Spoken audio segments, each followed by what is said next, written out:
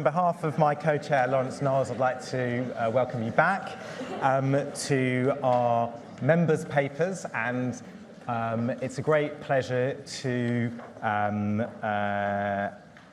present the three winners of the Lichtman Prize this year, which is named after and in memory of Alwyn Lichtman, who many of you know was one of the founders of the BNPA. This is a competitive process, and these are the best, in the view of the committee, the best three abstracts that we received this year. So congratulations to all the presenters we're about to hear from.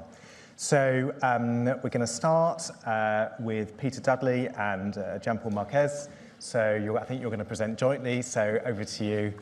Welcome and thank you.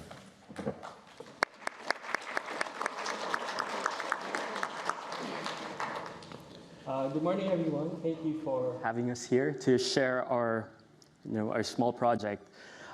So I'm Jan Paul Marquez, and this is Peter Dudley. We were junior clinical fellows at the National Hospital for Neurology and Neurosurgery at Queen Square.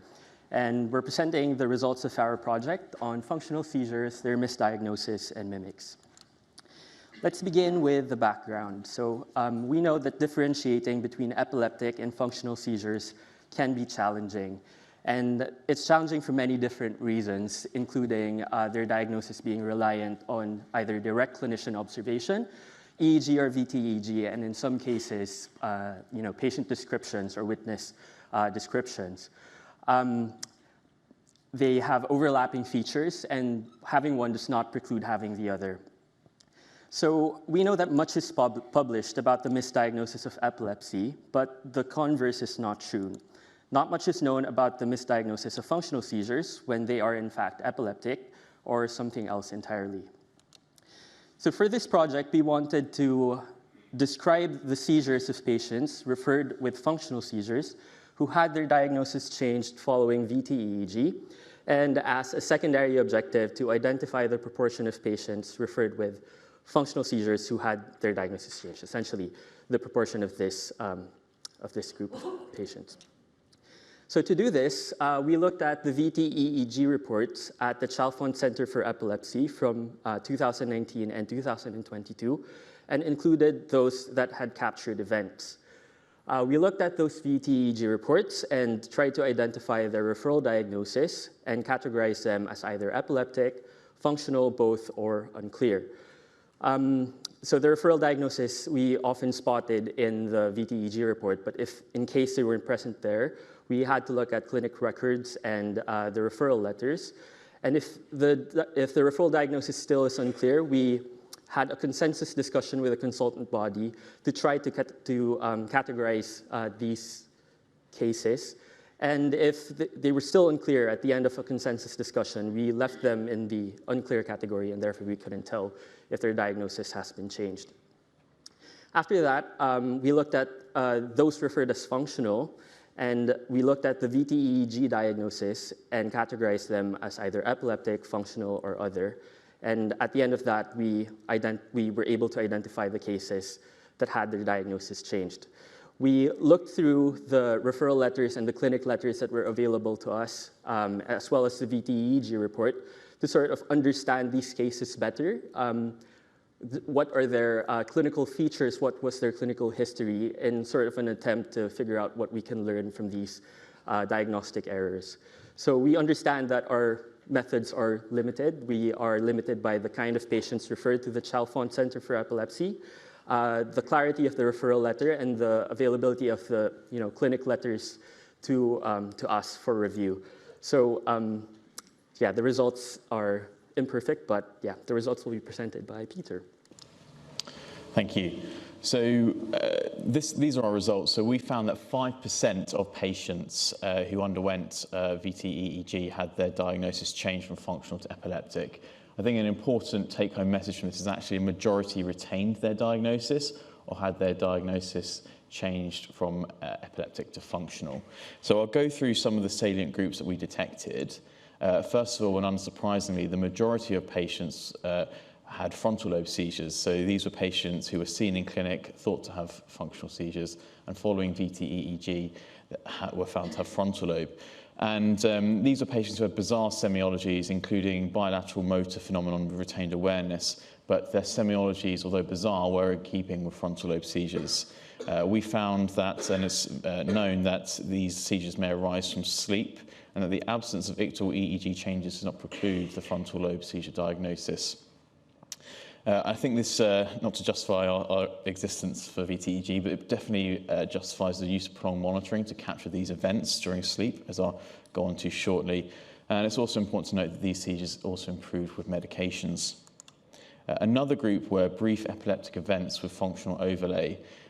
These were a cohort of patients where, in clinic, the discussions mainly focused around the functional element of the seizure, because that was the most obvious part of the history. However, when they were admitted to the Chalfont Centre for Epilepsy and had VTEEG, they actually had a subtle epileptic seizure, which then progressed onto a functional event. And I think it's therefore important to capture these initial manifestations and also reflect on whether they could be epileptic. An example, for example, would be brief vacant episodes, which then have a behavioural or functional overlay after that, and that these pathologies can coexist in the same patient. Another group were seizures that arise from sleep, and clearly a majority of the percentage is made up of the frontal lobe seizures. However, there are a few cases where the manifestations were not in keeping with frontal lobe seizures, and a particular patient had their semiology preserved during the day and in the night, but when it occurred at night, it was from EEG-defined sleep, rather than just being awake at night. In this patient, there was also improvement with medications, and again, it's important to monitor during sleep periods, and if patients are having seizures at night, the EEG can help to detect whether they actually occur from defined sleep, rather than a patient saying, I have seizures at night. Another cohort of patients who I think there's a really important learning point from this cohort are patients with epseptic seizures that emerge on medication withdrawal. And this falls within the other category of our study. So these are patients with an unsubstantiated or questionable previous epilepsy diagnosis, but they are known to have functional seizures or suspect to have functional seizures, and that's been proven on previous video telemetry. An example would be a patient whose epilepsy diagnosis was made abroad, I think in Iraq, and had subsequently come over to the UK, but we had no evidence to suggest why that diagnosis of epilepsy was made. And these patients were admitted to the Chalfont for medication reductions, and the epileptic seizures manifested. So sort of reflecting on this point, it's important to carefully monitor this cohort of patients where you're not quite sure about their previous epilepsy diagnosis, potentially, but you know they're having functional seizures, and you bring them in just to have a controlled withdrawal of medications. So these are our results basically in the entirety, and we've discussed some of them already, but a particular group I'd quite like to focus on are the suspected insular seizures. So this particular patient actually had known insular seizures and was seen at different trusts, and then the diagnosis was changed to functional seizures, and then they were re-referred for diagnostic clarification. They did indeed have insular seizures, and this manifested as sort of laryngeal, oral, perioral sensations and the feeling of choking, and also had an associated ictal bradycardia in the absence of ictal EEG changes. Another patient with a paroxysmal dyskinetic movement disorder was referred as functional, but following VTEEG had suspected movement disorder. So there are some limitations to our study. I think some papers have detailed sort of a detailed classification of diagnostic revisions when we were doing some reading, and we didn't include that. So essentially, was it functional and then epileptic, rather than the grade of the diagnostic revision, which has been referred to in the literature previously. Also, the interpretation of clinic letters with undefined index degree of suspicion. Often the clinic letters had referred both to functional and epileptic seizures. That's where the consensus of the consultant body was important to find, to see if we could identify overall thoughts. The referral source. So we looked at not just the referral letters to the Chalfont itself, but from the potentially the local trust, because we're a tertiary centre, to see whether their secondary care neurologist thought it could have been functional. So we included that in our diagnostic revisions. And finally, the selection bias. So at the Chalfont, we do see a lot of complex epileptic patients. So often they might have had their diagnosis revised in the past. And although a weakness, it could also be a strength because it helps us encapsulate a wider breadth of cases. However, there are certain things that we don't see at the Chalfont compared to potentially an acute neurology centre. For example, autoimmune encephalitis don't tend to see very often. So we might have missed that cohort of patients. So this is our conclusion. So most patients retain their diagnosis or had it revised from epileptic to functional. There are a small minority where the video telemetry led to a reclassification from functional to epileptic. Our approximate figure is 5%.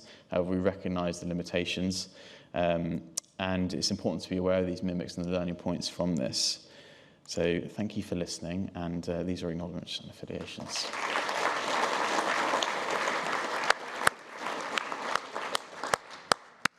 Thank you very much. So, any questions? Professor Zem.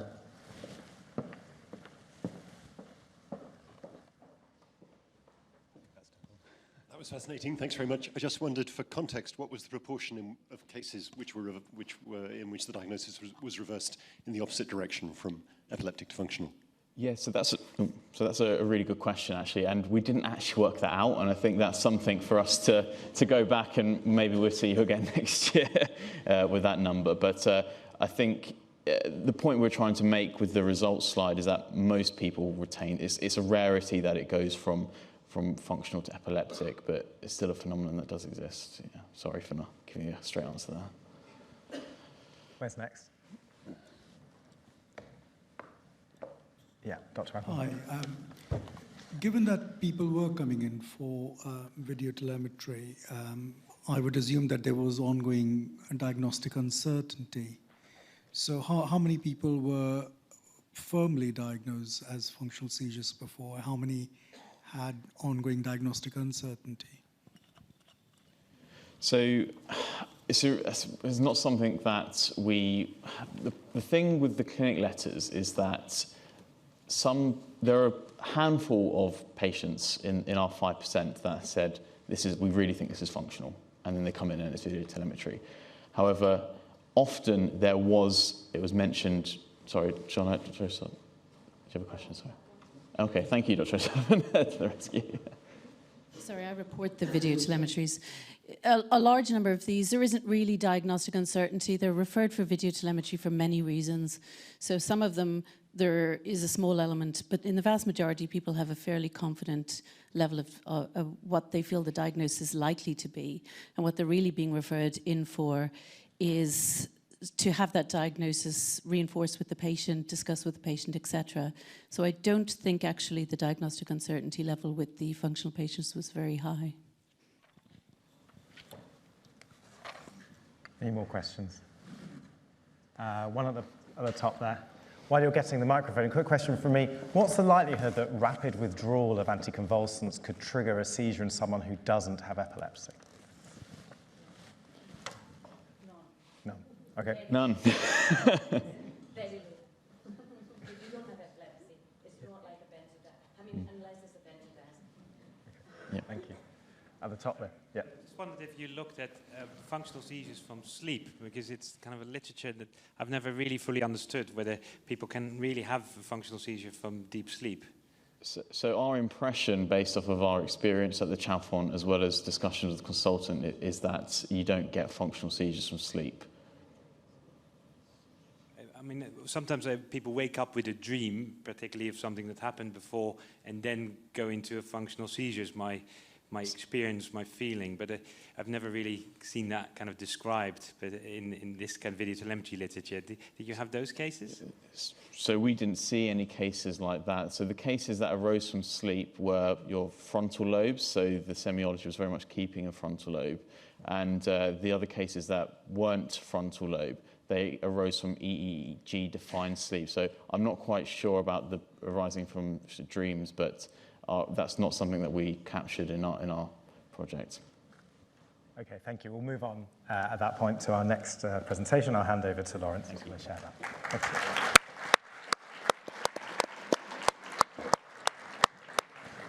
Fantastic.